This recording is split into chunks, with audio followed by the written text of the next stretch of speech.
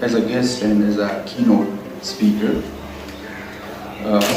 We are moving to formally start our activity. She did her PhD in public health from the School of Public Health at the University of Alberta, and Masters in Demography and Health from the London School of Hygiene. She aims to understand how health decisions are shaped by the social, political, and religious ideologies. I formally welcome you to the main campus of Abdul University, Mardan. I'm very honored to be here today with you. As Dr. Rashida Ali mentioned, I am from Mardan. My grandfather had a long-standing relationship with this university, so it really is a great honor to be part of that legacy and to continue that work. So a few housekeeping pieces before we get started. I sometimes may speak a little fast. I may use vocabulary that you're unfamiliar with, and I know that I have a thick Canadian accent. So if there's something that is unclear, feel free to put up your hand, stop me. I'm happy to explain and provide further details. So where qualitative work is really believes that reality is constructed, it's co-constructed between your informant, between yourself as a researcher, and you're creating this reality, and that there are multiple truths. So there's no single truth that we are trying to really unearth in qualitative research. Quantitative, the goal is to create these findings that are really generalizable to any other context, while in qualitative, your questions, your focus, to really be informed by what is coming out of your results. So when we're thinking about qualitative data and we're thinking about the scientific rigor with respect to qualitative data, it's really about the trustworthiness of the data. And so the first item with this is about meant to be for that specific context. Quantitative, of course, a large sample, while in qualitative it's really a more focused, small sample. And you may come to the field with a very specific research question that you want to really understand the importance of X.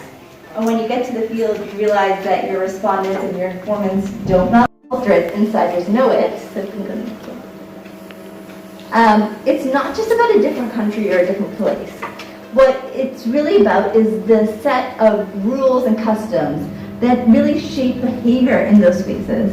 And many of these rules are unspoken. And so I wanted to give an example. So we've all seen this. We've all perhaps gone to one of these shops and picked up fabric. Oh, so we can go back. And so on the left, there's certain rules if you enter that space and what you can do, right? Maybe you can yell, show me this, show me that. You're looking at the fabric, it's busy, it's chaotic. Now when you enter this space on the right, you can't act the same way that you would act in the space on the left. There's other customs that are associated with it, right? Even if you're going to ask for certain other colors or other options or other sizes, it won't be perhaps in the same way that it wouldn't be the space on the left. And so in that sense, every space you enter has its own culture. And it's just a question about really understanding what is that culture and getting to the core of that.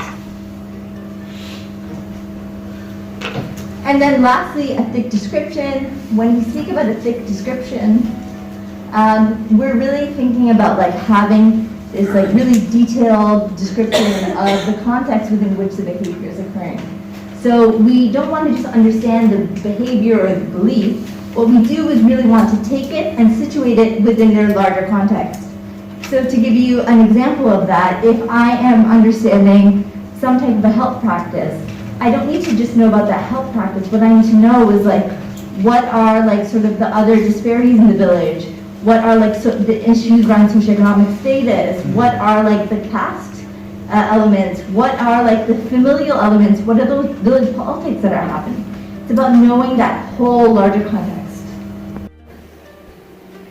So your research question really influences what you are going to use, the types of methods that you are going to use. And we'll talk about the methods in a moment. And so these can be maintained by several different strategies, including member checking, prolonged engagement within those communities, and also triangulation, so using other different types of information to sort of verify the findings that are coming out of your work. Transferability, where we are looking at really, do you have enough details that somebody can take your work and really be able to understand how it relates to another context. So this is where that thick description comes into focus. Dependability, which is, can folks look and see how you've made the decisions that you've made when looking at your research. So that's having a really good audit trail. So that means keeping really good records of why you've made the decisions that you've made throughout the analysis process and also through the data collection process. And confirmability, which is also about being able to go back and to really see how the decisions line up through the analysis. Very much for brief and a comprehensive presentation. I welcome the respected faculty from Sociology Department.